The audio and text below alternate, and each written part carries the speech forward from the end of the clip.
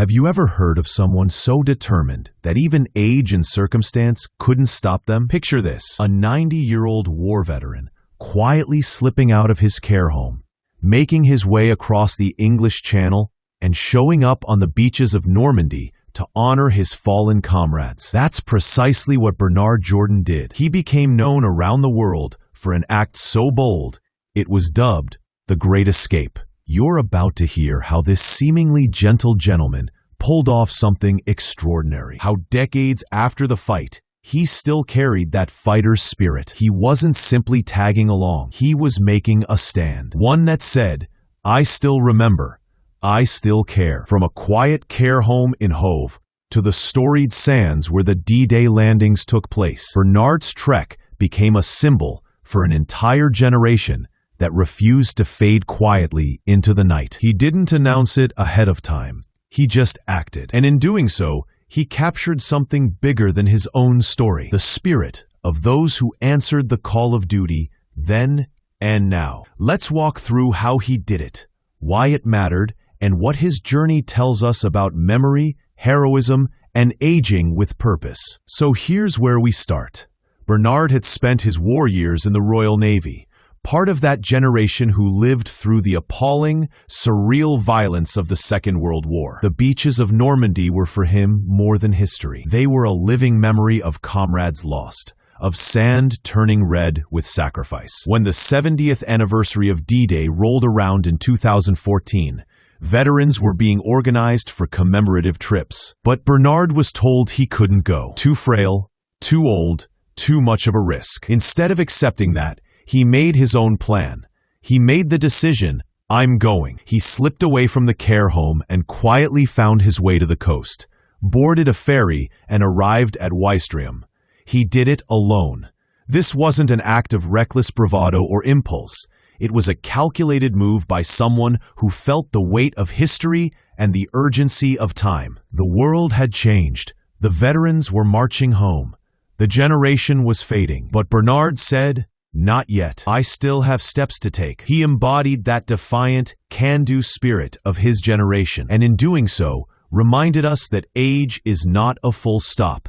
It's a comma. Let's talk about his care home, the one from which he escaped. It was a comfortable facility, but we have to understand, this was a man used to action, a man who had been part of something immense, a man who knew what it was to fight for one's place. So when Bernard was told he couldn't join the official trip, the message wasn't just "you're too old." It was "you're done." And that did not sit well with him. He took his mobility, his sailing memories, his naval training, and said, "I'll go anyway." Now, of course, the compassion of his carers and the concern of his wife, Irene Jourdan, matter hugely in this story. She recalls their younger days, their falling in love during wartime, and the fact that this man, who once walked into battle, couldn't bear to be told he should now quietly stay put. In making that journey, he wasn't just honoring D-Day, he was honoring a lifetime of identity, memory, and purpose. When Bernard arrived in France, the beaches weren't just geography.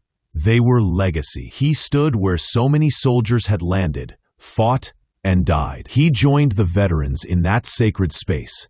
And even though he wasn't part of the official delegation, he was there. He walked among them. He stood for them. He made sure he was counted. The world watched because it recognized something in him, a refusal to be diminished by time. And it wasn't just the physical act of going. It was the message behind it. Time doesn't erase us. War changes us, but it doesn't define our end. The men who stormed those beaches half a century earlier were getting older, their stories less told, their numbers shrinking. Bernard forced the lens back on them. He said, "I remember you. I'm with you. And if I can stand here at 90, so can we." That struck a chord globally. But the story is not all glories and beach salutations. There are shadows. There are after effects. There is the trauma of war that doesn't vanish with medals or ceremonies. Bernard's journey reminds us of that too. The care home footage, the medication, the moments of fragility. They show a man at the intersection of past conflict and present vulnerability. And yet he chose to move, to act, to show up. Sometimes when we talk heroism, We forget the quiet, personal battles. We emphasize the big moments, storming the beach, planting the flag. But the battle doesn't always end there. For Bernard, it was ongoing. The ache, the memory, the weight of comrades lost. This trip, this escape, became a reckoning with his younger self and an affirmation of his older self. Still human, still driven, and that duality is what makes his story resonate. Let's look at how the world reacted. When news broke that Bernard had made his own way to Normandy, newspapers picked it up. TV crews interviewed other veterans. Tweets appeared. Hashtags like #TheGreatEscaper circulated. It wasn't simply a human interest story. It was a symbol, a generation that we thought fading quietly, making one last loud statement. And for many, it was a wake-up call. Don't underestimate the old guard. Social media picked it up because the image of a nonagenarian boarding a ferry, crossing the channel, even those who weren't alive during World War II found themselves captivated. Why? Because it touches something universal: hope, purpose, meaning. We all ask, will we be relevant in our old age? Will our past matter? Bernard answered that with action. He said, yes, it still does. For me, and for all of us who remember. It also sparked debate. Was this an irresponsible risk? Should someone with Bernard's health have made the trip? Some carers worried. Some family members shook their heads. But others, including fellow veterans, cheered. They said, he did it. He honored us. He represented us. And in doing so, he stood for something larger. Generational legacy. He said, we were here. We are here. We matter. This tension between safety and agency, between remaining in one's place and stepping outside it, is at the heart of his tale. Bernard chose agency. He chose movement over stasis. He chose significance over caution. And as viewers, we're drawn in because we feel admiration and worry in equal measure. That complexity gives depth to his story. When Bernard reached those Normandy beaches, his wife Irene reflected on their life together. Wartime romance, shared memories, long decades of love and aging together. That connection matters because Bernard's journey was not made in isolation. While he slipped away that morning, his past, his relationships, his identity were all part of the trip. We often talk about veterans in terms of uniform, medals, battles. But here we are reminded of the everyday, the cup of tea, the shared laughter, the old photographs. And that normalcy,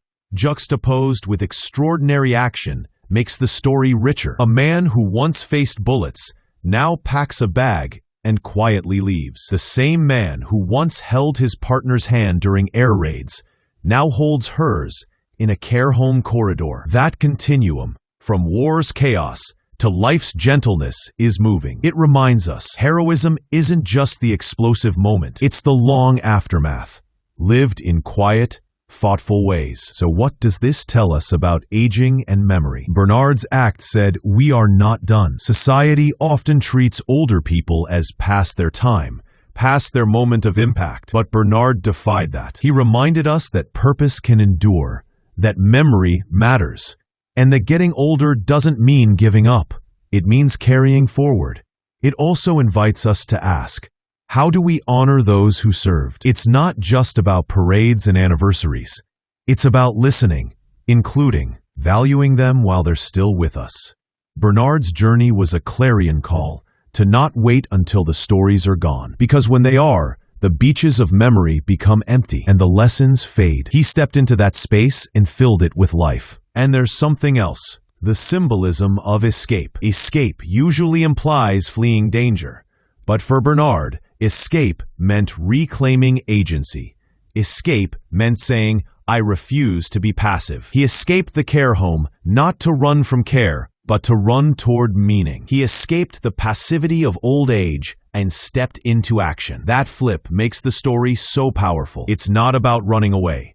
It's about running toward something, toward dignity, toward honor, toward memory. In his own words, or rather through his actions, Bernard asked, if I still have time, what will I do with it? He answered by walking across water, metaphorically, by standing where others stood, by refusing to vanish into the background. And in doing so, he made many of us wonder, if I still have time, what will I do with it? By now, you might ask, what happened next? After the beaches, after the headlines, the story continued. Bernard returned home. The world had seen his run. He had reminded us of something. And while the trip was over, the impact remained. Friends and family talked about what it meant. Media outlets revisited it. And veterans united behind the image of one man saying, "I will not be left behind." And on a human level, Bernard's journey remains a vivid example of how one life can intersect with many narratives. War and peace,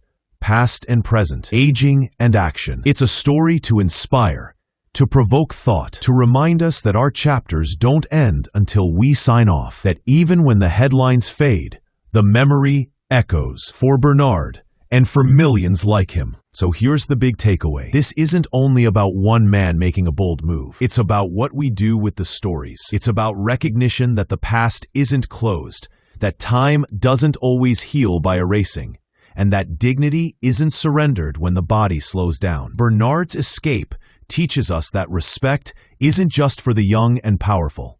It's for the persistent and faithful, for the old guard who still remember, for the men and women who lived history and still live it. And in our own lives, maybe we can borrow a little of Bernard's spirit. Maybe we can ask ourselves, am I waiting to be told, or will I quietly go? Will I honor memory? Will I act? The beaches of Normandy are far, but the beaches of our own purpose are near. So take a step, make a run, show the world you're still here. Because if Bernard could do it at 90, maybe the rest of us can do it too. It's never too late to escape the notion that you're done. Because the moment you realize you're still relevant, that's when the real journey begins. Thank you for listening. And if you like this story, remember to like, share, and subscribe so we don't let these stories disappear.